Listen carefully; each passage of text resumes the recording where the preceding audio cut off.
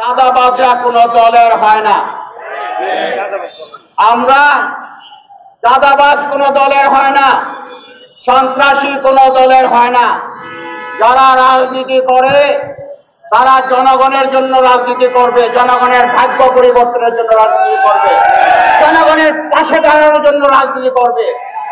জনগণকে যদি বিপদে ফেলানোর জন্য, জনগণের কাছ থেকে চাঁদা নেওয়ার জন্য, জনগণের উপরে সন্ত্রাসীর জন্য যদি কেউ রাজনীতি করে, সেই রাজনীতি কুখ্যাত রাজনীতি ব্যক্তি আমরা করতে চাই।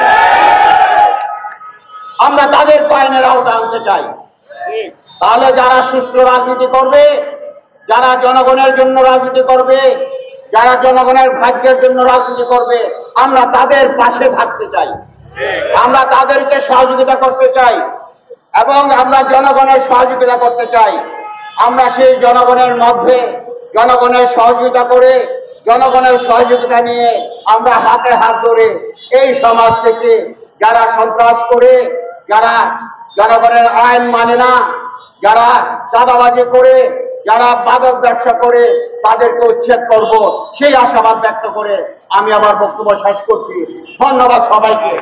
আপনাদেরকে আমি কিছু নাম্বার দিচ্ছি, যদি কোনো দরকার পড়ে আপনারা সেখানে যোগাযোগ করে সহযোগিতা নেবেন।